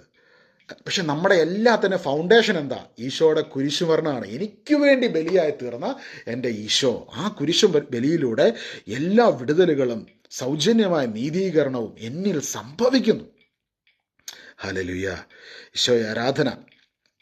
അതുകൊണ്ട് വൻപ് പറച്ചിലെവിടെ? അതിന് സ്ഥാനമില്ലാതായിരിക്കുന്നു. എന്തടിസ്ഥാനത്തിൽ? പ്രവർത്തികളുടെ അടിസ്ഥാനത്തിലോ അല്ല, വിശ്വാസത്തിൻ്റെ അടിസ്ഥാനത്തിൽ. പ്രവർത്തികളുടെ അടിസ്ഥാനത്തിലല്ല, വിശ്വാസത്തിൻ്റെ അടിസ്ഥാനത്തിൽ. എന്തെന്നാൽ നിയമാനുഷ്ഠാനം കൂടാതെ തന്നെ വിശ്വാസത്താൽ മനുഷ്യൻ നീതീകരിക്കപ്പെടുന്നു എന്ന് നാം അനുമാനിക്കുന്നു. ദൈവം യഹൂദരുടേത് മാത്രമാണോ? വിജാതിയരുടേതുമല്ലേ? അതെ, അവിടുന്ന് വിജാതിയരുടെയും ദൈവമാണ്. അവിടുന്ന് വിജാതിയരുടെയും ദൈവമാണ്. ഞാൻ മുമ്പേ ആ സാക്ഷ്യം പറയാനുള്ള കാരണം, ചിലപ്പോൾ ആൾക്കാരൊക്കെ ചോദിക്കാറുണ്ട്, അവരുടെ വീട്ടിൽ പോയി പ്രാർത്ഥിച്ചപ്പോൾ എങ്ങനെ ദൈവം അത്ഭുതം ചെയ്ത്? ദൈവത്തിൻ്റെ വചനത്തിൽ രേഖപ്പെടുത്തിയിരിക്കുന്ന ദൈവം സകലരുടെയും ദൈവമാണ്. അതുകൊണ്ടാണ് അവിടെ അതിൻ്റെ തുടക്കത്തിൽ തന്നെ പറയുന്നത്, ഈ ദൈവനീതി വിശ്വസിക്കുന്ന എല്ലാവർക്കും ആരെന്നുള്ള വ്യത്യാസം കൂടാതെ യേശുക്രിസ്തുവിലുള്ള വിശ്വാസം വഴി ലഭിക്കുന്നതാണ്. അപ്പം നിങ്ങൾ ആരായാലും, ഏത് ബാക്ക്ഗ്രൗണ്ടിൽപ്പെട്ട വ്യക്തിയായാലും, ഇന്ന് നിങ്ങൾ വിശ്വസിക്കുന്ന നിമിഷം തന്നെ ഈശോ പ്രോമിസ് ചെയ്ത ദിവ്യ സമാധാനം നിങ്ങളുടെ വീട്ടിൽ വന്ന് നിറയും. നിങ്ങളത് അനുഭവിക്കും. നിങ്ങൾ സുഖമായി കിടന്നുറങ്ങും. ഹല്ലേലൂയ. ഞങ്ങൾ അംനസ്റ്റിക്ക് വേണ്ടി പണ്ട് വർക്ക് ചെയ്യുന്ന സമയത്ത് നമ്മൾ ലോകത്തിൻ്റെ പല ഭാഗത്തും ട്രാവൽ ചെയ്തുകൊണ്ട് ഈ പല രാജ്യങ്ങളിലും ഓരോ റീച്ച് ഓരോ ഇവൻറ്റ്സ് ഞങ്ങൾ പ്ലാൻ ചെയ്യുമായിരുന്നു, ചാരിറ്റബിൾ ആയിട്ടുള്ള ഇവൻറ്റ്സ്. അപ്പം അംനസ്റ്റി ഇൻ്റർനാഷണൽ എന്ന് പറഞ്ഞൊരു വേൾഡ് വൈഡ് ഓർഗനൈസേഷനാണ്. അപ്പം ദുരിതം അനുഭവിക്കുന്ന ഇറാൻ, ഇറാഖ്. അപ്പം ഞാൻ ഓസ്ട്രേലിയ ആയിരുന്നു. ഞങ്ങൾ ഷോർട്ടായിട്ടുള്ള വിസിറ്റ്സിനൊക്കെ പോകുമായിരുന്നു. അവിടെയൊക്കെ പോയിട്ട്, ആഫ്രിക്കയിലൊക്കെ പോയി, പല സ്ഥലങ്ങളിൽ പോയിട്ട് അവിടെയൊക്കെ ഓരോ കാര്യങ്ങൾ, ഓരോ ഹെൽപ്പ് വർക്കുകളായിട്ടുള്ള, ഇപ്പോൾ യു എൻ്റെ ഒക്കെ ഓരോ പ്രോഗ്രാംസ് ഒക്കെ വരുമ്പോഴത്തേക്കും നമ്മൾ അതിനൊക്കെ അവിടെ സപ്പോർട്ടും കാര്യങ്ങളൊക്കെ ആയിട്ട് പോകുന്നതാണ്, സപ്പോർട്ട് വർക്കേഴ്സൊക്കെ ആയിട്ട് പോകുന്നതാണ്. അപ്പോൾ അതിനൊക്കെ പോകുമ്പോഴത്തേക്കും ഞാൻ ചില സ്ഥലങ്ങളിലൊക്കെ ചെല്ലുമ്പോൾ ഞാൻ അത്ഭുതപ്പെട്ടിട്ടുണ്ട്. കാരണം ക്രിസ്തീയ വിശ്വാസം എത്രമാത്രം ലോകത്തെ ഒരു പുരോഗതിയിലേക്ക് കൊണ്ടുവന്നെന്നുള്ളത്. കാരണം ചില സ്ഥലങ്ങളിലൊക്കെ ഈ കുഞ്ഞുങ്ങളെയൊക്കെ ബലി കൊടുക്കുന്ന സ്ഥലങ്ങൾ ലോകത്തിൻ്റെ പല ഭാഗത്തുണ്ടായിരുന്നു. നമുക്കൊക്കെ കേട്ട് കഴിഞ്ഞാൽ നമ്മൾ ഞെട്ടിപ്പോകുന്ന അത്തരത്തിലുള്ള പ്രാകൃതമായിട്ടുള്ള വിശ്വാസധാരകളൊക്കെ ഉള്ള സ്ഥലങ്ങൾ ലോകത്തിൻ്റെ പല ഭാഗത്തും ഉണ്ടായിരുന്നു. അപ്പോൾ അങ്ങനെയുള്ള സ്ഥലങ്ങളിലൊക്കെ മിഷണറിമാർ പോയിട്ട് ഈശോയിലുള്ള വിശ്വാസത്തെ പ്രഘോഷിക്കുകയും, അതുമാത്രമല്ല മൃഗങ്ങളെ ബലി കൊടുക്കുക, മനുഷ്യരെ ബലി കൊടുക്കുക, കുഞ്ഞുങ്ങളെയൊക്കെ ഓരോ അവർ ജനിച്ച സമയങ്ങൾ അതൊക്കെ നോക്കിയിട്ട് അങ്ങനെയൊക്കെ പ്രാകൃതമായ വിശ്വാസങ്ങൾ നിലനിന്നിരുന്ന ലോകത്തിൻ്റെ പല ഭാഗത്തും മിഷണറിമാർ പോയിട്ട് ദൈവത്തിൻ്റെ വചനം മനുഷ്യരുമായിട്ട് പങ്കുവെച്ച് അങ്ങനെ അവർ പ്രാർത്ഥിക്കുവാനും ഈശോയിലുള്ള വിശ്വാസത്തിലൂടെ പരിശുദ്ധ കുർബാനയിലേക്ക് കടന്നു വന്നപ്പോൾ അവർക്കെല്ലാം പറഞ്ഞറിയിക്കാൻ കഴിയാത്തൊരു സമാധാനം കിട്ടി. അങ്ങനെയാണ് ആ രാജ്യങ്ങളൊക്കെ മാനസാന്തരപ്പെട്ടതും ഒരുപാട് പേര് ദൈവത്തിലേക്ക് വരുവാനിടയായി തീർന്നതും. അപ്പം ഇതിനകത്തൊരു വലിയ ശക്തിയുണ്ട്. പരിശുദ്ധ കുർബാനയ്ക്കകത്ത് ഭയങ്കര ഒരു പവറുണ്ട്, ഒരു ശക്തിയുണ്ട്. അത് പക്ഷേ പ്രഘോഷിക്കപ്പെടുകയും കൂടി വേണം. അതിൻ്റെ പവർ വെളിപ്പെടുന്ന എപ്പോഴാണ്? ഇത് പ്രഘോഷിക്കപ്പെടും. അപ്പം ഞാനിത് പറയുമ്പോൾ നിങ്ങൾക്കത് മനസ്സിലാവുകയാണ്. ഇതിപ്പം പറയുമ്പോഴാണ് ഇതിൻ്റെ ശക്തി വെളിപ്പെടുന്നത്. യേശുവിൻ്റെ സ്നേഹത്തെക്കുറിച്ചും യേശുവിൻ്റെ കരുണയെക്കുറിച്ചും യേശുവിൻ്റെ കുരിശിലെ പരിഹാര ബലിയെക്കുറിച്ചും പൂർത്തീകരണ പ്രവൃത്തിയെക്കുറിച്ചും കേൾക്കുകയും അറിയുകയും മനസ്സിലാക്കുകയും ചെയ്യുമ്പോൾ പരിശുദ്ധ കുർബാനയിൽ അതിൻ്റെ ശക്തി, അതിൻ്റെ പൂർണ്ണതയിൽ വെളിപ്പെടുകയാണ്. അപ്പം നമ്മുടെ ആത്മാവിൽ ആ പറഞ്ഞറിയിക്കാൻ കഴിയാത്ത സമാധാനം ഓരോ വ്യക്തികളും അനുഭവിക്കുക. അങ്ങനെ ഈ രാജ്യങ്ങളിലൊക്കെ ഈശോയിലേക്ക് വന്ന ആൾക്കാർ അവരുടെ കുടുംബങ്ങളുടെയൊക്കെ ടെസ്റ്റിമണി എന്നോട് ഞങ്ങൾ സംസാരിക്കുന്ന വഴിക്കൊക്കെ അവർ പറഞ്ഞിട്ടുണ്ട്. അവർ പറയുന്നത് ഇങ്ങനെയായിരുന്നു: കർത്താവിൽ ഞങ്ങൾക്ക് ഏറ്റവും ലഭിച്ചത് ഒരു കംപ്ലീറ്റ്നെസ് ആണ്, സമാധാനമാണ്, സ്വസ്ഥതയാണ്. ഞങ്ങൾക്ക് വേറെ ഒന്നും വേണ്ട. ഞങ്ങൾക്ക് വലിയൊരു സമാധാനം, പറഞ്ഞറിയിക്കാൻ കഴിയാത്തൊരു സമാധാനം, ഒരു സ്വസ്ഥത, ഒരു കംപ്ലീറ്റ്നെസ് അത് ഞങ്ങളുടെ ഉള്ളിൽ വന്നു. അതുകൊണ്ട് തന്നെ ഞങ്ങൾക്ക് വേറെ ഒന്നിലേക്കും പോകാൻ പിന്നെ ഞങ്ങളെ ആ സമാധാനം അനുവദിക്കുന്നില്ലായിരുന്നു. ഹല്ലേലൂയ. യേശുവേ ആരാധന. നമ്മുടെ നാട്ടിലും ലോകം മുഴുവനും ഇപ്പം എനിക്കറിയാവുന്ന ഒരുപാട് പേര് വാസ്തവത്തിൽ അവർക്ക് പരിശുദ്ധ കുർബാനയുടെ ആഴങ്ങൾ മനസ്സിലാകാത്തതുകൊണ്ടായിരിക്കും അവർ ഓടി നടക്കുകയാണ്, പല സ്ഥലങ്ങളിൽ ഓടി നടക്കുകയാണ്. പക്ഷേ പരിശുദ്ധ കുർബാനയുടെ ആഴങ്ങൾ മനസ്സിലാക്കി കഴിയുമ്പോഴത്തേക്കും നിങ്ങൾക്ക് മനസ്സിലാവും ഇതിനകത്താണ് എല്ലാ അനുഗ്രഹങ്ങളും ഒളിഞ്ഞിരിക്കുന്നത്. യേശുവിൻ്റെ കുരിശുമരണം. എന്താണ് പരിശുദ്ധ കുർബാന? യേശുവിൻ്റെ കുരിശുമരണം, യേശുവിൻ്റെ കുരിശിലെ ബലി. പരിശുദ്ധനായ കർത്താവ് ഈ ഭൂമിയിൽ കടന്നു വന്ന് ബലിയായി തീർന്നു, കുർബാനയായി തീർന്നു, സകലതും പൂർത്തീകരിച്ചുകൊണ്ട് when he said it is finished, tetelestai എന്ന വേർഡിൻ്റെ അർത്ഥം എന്താ? Everything is finished, it is finished. കർത്താവ് പരിശുദ്ധ കുർബാനയായി തീർന്നു. അതിലൂടെ നമ്മുടെ ജീവിതത്തിനും ഭക്തിക്കും ആവശ്യമായിട്ടുള്ളവയെല്ലാം ഒരു കംപ്ലീറ്റ്നെസ് ഈശോയിലൂടെ നമ്മളിലേക്ക് കടന്നു വരികയാണ്. അതുകൊണ്ടാണ് ഇവിടെ രേഖപ്പെടുത്തിയിരിക്കുന്നത്, ഈ ദൈവനീതി വിശ്വസിക്കുന്ന എല്ലാവർക്കും ആരെന്നുള്ള വ്യത്യാസം കൂടാതെ യേശുക്രിസ്തുവിലുള്ള വിശ്വാസം വഴി ലഭിക്കുന്നതാണ്. ഇനി റോമ 5-ാം ലേഖനത്തിൻ്റെ 1-ാം വാക്യം വായിക്കുമ്പോൾ കുറെ കൂടി മനസ്സിലാകും. ഞാൻ കുറച്ച് മുമ്പ് ഞാൻ ഷെയർ ചെയ്തതാണ്. നിങ്ങൾക്ക് ഫോളോ ചെയ്യാൻ പറ്റുന്നുണ്ടോ? ഞാനിങ്ങനെ പറഞ്ഞു പോകുമ്പോഴത്തേക്കും നിങ്ങൾക്ക് ഇടയ്ക്ക് വെച്ച് കട്ട് ഓഫ് ആയി പോകുന്നുണ്ടോ? എന്തൊക്കെ കട്ട് ഓഫ് ആയാലും ഒരു കാര്യം ഓർക്കുക, ദൈവം നിങ്ങളെ സ്നേഹിക്കും. കേരളത്തിൽ ഏറ്റവും കൂടുതൽ നമ്മുടെ നാട്ടിൽ ലോകം മുഴുവൻ പ്രഘോഷിക്കപ്പെടേണ്ട ഒരു കാര്യമാണ്, ദൈവം നിന്നെ സ്നേഹിക്കുന്നു, ദൈവം നിന്നെ മനസ്സിലാക്കുന്നു, ദൈവം നിനക്ക് വേണ്ടി കുരിശിലെ ബലിയായി അവിടുന്ന് തീർന്നതിലൂടെ ദൈവത്തിൻ്റെ നീതീകരണം സൗജന്യമായി നിങ്ങൾ സംഭവിക്കുന്നു. ഇത് കേൾക്കുകയും വിശ്വസിക്കുകയും ചെയ്യുന്ന ഒരു വ്യക്തി പരിശുദ്ധ കുർബാനയിലൂടെ നീതീകരിക്കപ്പെടുന്നു. അവൻ്റെ ഉള്ളിൽ ദൈവിക സമാധാനം നിറയപ്പെടുന്നു, അവനൊരു കംപ്ലീറ്റ്നെസ് ഫീൽ ചെയ്യുന്നു. ഇതാണെന്ന് പറഞ്ഞതിൻ്റെ ഒരു core element. Okay, praise the Lord. Isho ആരാധന. റോമ 5-ാം അധ്യായത്തിന് 1-ാം വാക്യം: വിശ്വാസത്താൽ നീതീകരിക്കപ്പെട്ട നമുക്ക് നമ്മുടെ കർത്താവ് യേശു ക്രിസ്തു വഴി ദൈവവുമായി സമാധാനത്തിൽ ആയിരിക്കാം. നമുക്ക് കൈവന്നിരിക്കുന്ന ഈ കൃപയിലേക്ക്, ഇത് കൃപയാ. കാരണം വിശ്വാസത്തെ നമുക്ക് നീതീകരിക്കപ്പെട്ടു. ഈ കൃപയെന്ന് പറഞ്ഞാൽ നമുക്ക് അർഹതയില്ല, ദൈവം ദാനമായിട്ട് നമുക്ക് തരുക. അർഹതയില്ലാത്ത നമുക്ക് ദൈവം ദാനമായിട്ട് നൽകിയിരിക്കുന്നതാണ് കൃപ. അപ്പോൾ പരിശുദ്ധ കുർബാനയുടെ തരുന്നത് കൃപയാണ്, കൃപ. അപ്പം നമുക്ക് കൈവന്നിരിക്കുന്ന ഈ കൃപയിലേക്ക് യേശു മൂലം വിശ്വാസത്താൽ നമുക്ക് പ്രവേശനം ലഭിച്ചിരിക്കുന്നു. അപ്പം നമുക്ക് പ്രവേശനം കിട്ടി. ഹല്ലേലൂയ. അപ്പം ഒരു വലിയ എൻട്രി നമുക്ക് കിട്ടിയേക്കുവാണ്. ഈശോയുടെ കുരിശിലെ പരിഹാര ബലിയിലൂടെ വലിയൊരു എൻട്രി നമുക്ക് കിട്ടിയേക്കുവാണ്. ഈ എൻട്രിക്കകത്ത് കൂടെ വിശ്വാസത്താൽ ഇനി പുതിയൊരു ജീവിത ശൈലിയിലേക്ക് സ്വർഗം നമ്മളെ പ്രവേശിപ്പിച്ചിരിക്കുകയാണ്. അപ്പോൾ ഈ ജീവിതശൈലിയിൽ പരിശുദ്ധാത്മാവ് നമുക്ക് കൂടെയുണ്ട്. ദൈവം തന്നെയാകുന്ന പരിശുദ്ധാത്മാവ്, God the Holy Spirit is with us. God the Holy Spirit is accompanying with us. ഞാൻ നിങ്ങളോട് ഓടി നടക്കണ്ട എന്ന് പറയുന്നതിൻ്റെ കാരണം എന്നാണെന്നറിയോ? നിങ്ങൾക്ക് എവിടെ വേണേലും പ്രാർത്ഥനയ്ക്ക് പോകാം, എവിടെ വേണേലും ധ്യാനം കൂടാൻ പോകാം, ഒരു കുഴപ്പവുമില്ല. പക്ഷെ ആ ധ്യാനം കൂടാൻ പോകുമ്പോഴുള്ള നിങ്ങളുടെ ഇൻറ്റൻഷൻ എന്നായിരിക്കണം എന്നറിയോ?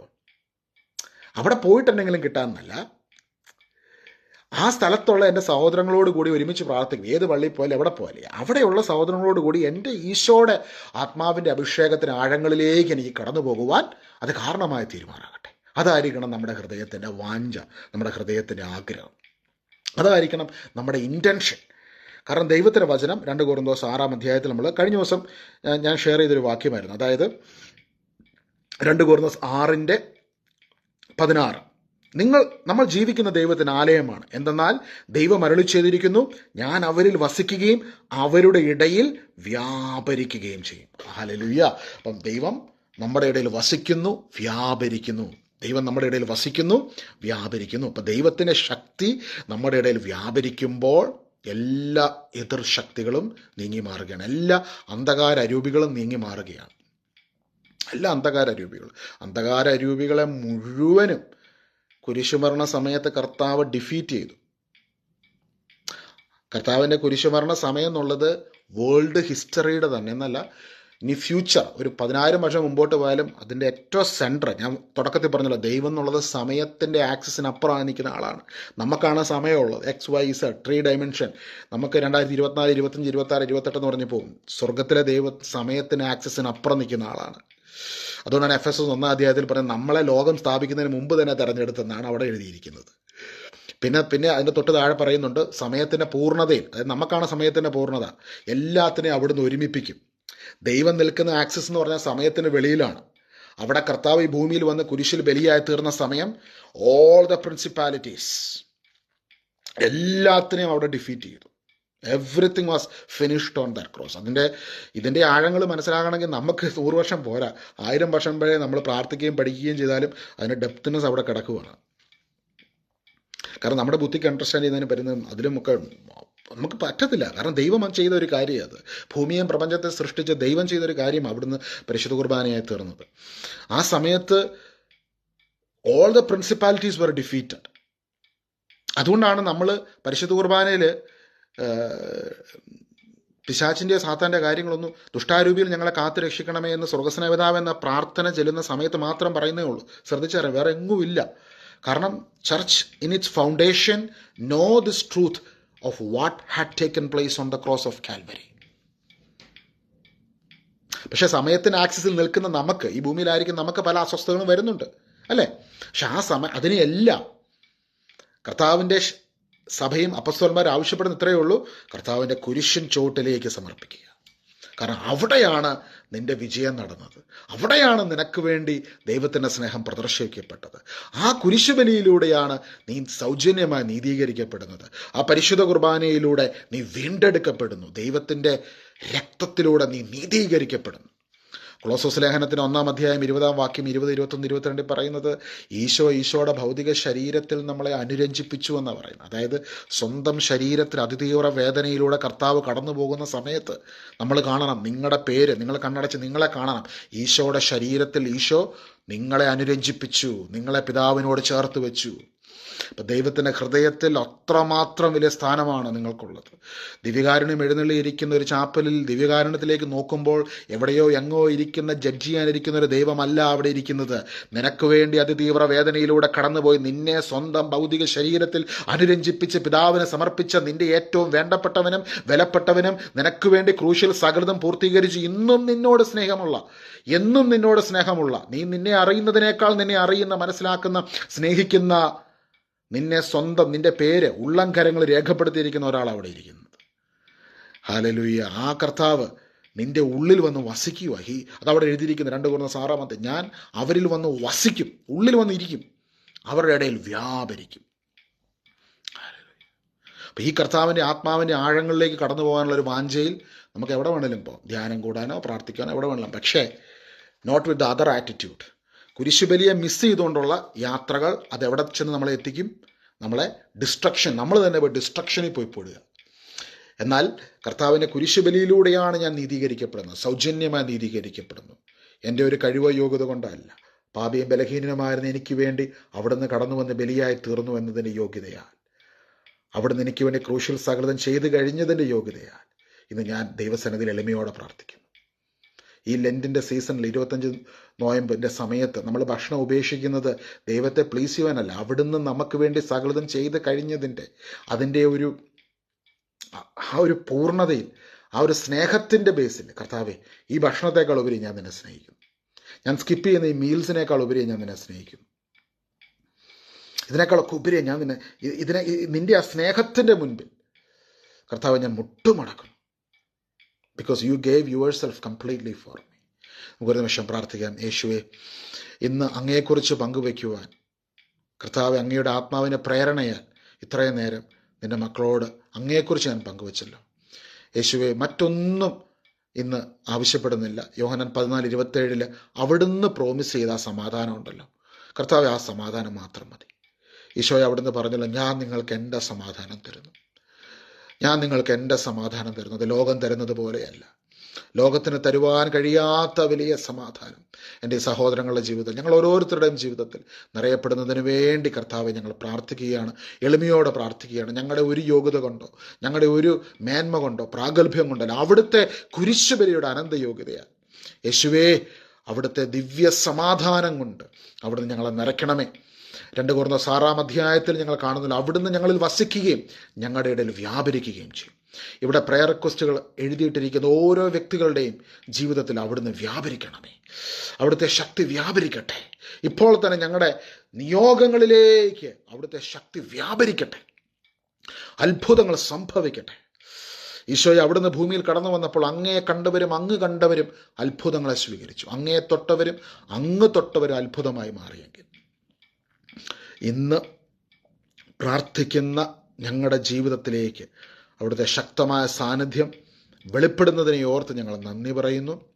അമ്മ മാതാവിനോട് ചേർന്ന് പ്രാർത്ഥിക്കുന്നു, സകല വിശുദ്ധരോടും ചേർന്ന് ഞങ്ങൾ പ്രാർത്ഥിക്കുന്നു. കർത്താവിന് വേണ്ടി പ്രതികരമായി ജീവിച്ച എല്ലാ വിശുദ്ധരോടുമൊപ്പം ഈ പ്രാർത്ഥനകളെ ദൈവസമക്ഷം ഞങ്ങൾ സമർപ്പിക്കുകയാണ്. കർത്താവെ, അവിടുന്ന് ഞങ്ങളുടെ പ്രാർത്ഥനകളുടെ മേൽ, നിയോഗങ്ങളുടെ മേൽ കൃപയോടെ കേട്ട് ഉത്തരമരുളുമാറാകണമേ. ഞങ്ങളുടെ പ്രാർത്ഥനകൾക്ക് അവിടുന്ന് ഉത്തരം നൽകിയതിനെ നന്ദി പറയുന്നു. നിത്യപിതാവും പുത്രനും പരിശുദ്ധാത്മാവുമായ സർവേശ്വരായ എന്നേക്കും.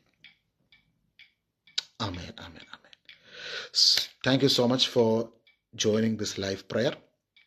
ഇത് നിങ്ങൾക്കൊരു അനുഗ്രഹമായിരുന്നെങ്കിൽ നിങ്ങൾ ഈ കമൻറ്റ് ബോക്സിൽ പ്രയർ റിക്വസ്റ്റ് അയക്കുന്ന ആൾക്കാർക്ക് വേണ്ടി കൂടി നിങ്ങൾ പ്രാർത്ഥിക്കുക, ഞങ്ങൾക്ക് വേണ്ടിയും പ്രാർത്ഥിക്കുക. ഇവിടെ ഈ ദിവസങ്ങൾ നടക്കുന്ന ശുശ്രൂഷകൾ, ഡ്യൂട്ടിയുണ്ട്, ശുശ്രൂഷകളെല്ലാം ആയിട്ട് ഓട്ടത്തിലാണ്.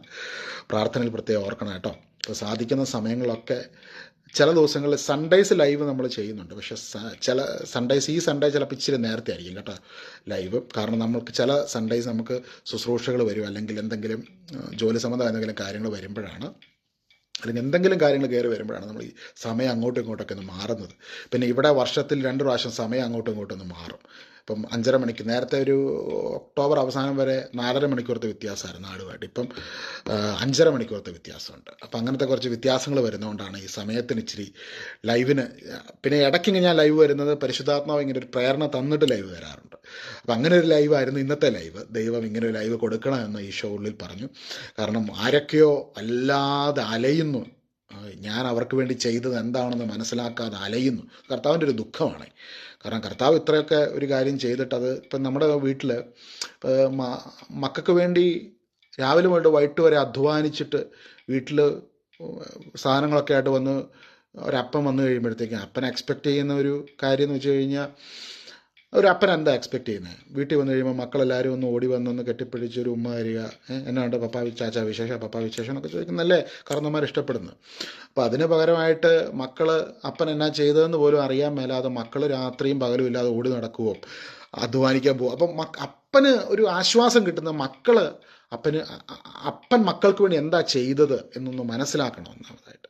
പിന്നെ അതുപോലെ തന്നെ കർത്താവ് ഒരിക്കലും പറഞ്ഞെന്ന കാര്യമാണ്, പല മക്കളും അപ്പൻ്റെ, ഇപ്പം നിങ്ങളുടെ മക്കൾ നിങ്ങളുടെ അടുത്തോട്ട് ലെഫ്റ്റ് റൈറ്റ് അടിച്ച് സല്യൂട്ട് ചെയ്യുന്ന രീതിയിൽ വന്ന് നിന്ന് കഴിഞ്ഞാൽ നിങ്ങൾക്ക് എന്നാ തോന്നുന്നത്? അപ്പനും മക്കളും എന്നുള്ളൊരു ഫ്രീഡം ഇല്ലേ? ആ ഫ്രീഡത്തിൽ കർത്താവിനോട് സംസാരിക്കുക, അപ്പനും മക്കളും. അപ്പം മക്കൾ വന്നിട്ട് അപ്പനതായത് ചാടി കയറും, വർത്തമാനം പറയും. ഇപ്പം പ്രായം ചെന്ന മക്കളാണെങ്കിലും മാതാപിതാക്കളെ കാണുമ്പോൾ അവിടെ ഒരു ഫെലോഷിപ്പ് ഉണ്ട്, ഒരു സ്നേഹമുണ്ട് അല്ലേ? ചിലപ്പം ഒരു പ്രായം കഴിയുമ്പോഴത്തേക്കും സുഹൃത്തുക്കളെ പോലെയാണ്. ആ സ്നേഹമാണ്, ആ സ്നേഹബന്ധമാണ്. അപ്പോൾ ആ കർത്താവിന് ആ ഒരു ഫെലോഷിപ്പ്, ആ ഒരു സ്നേഹബന്ധം, ആ ഒരു പേഴ്സണൽ സ്പേസ് നമ്മൾ കൊടുക്കണം.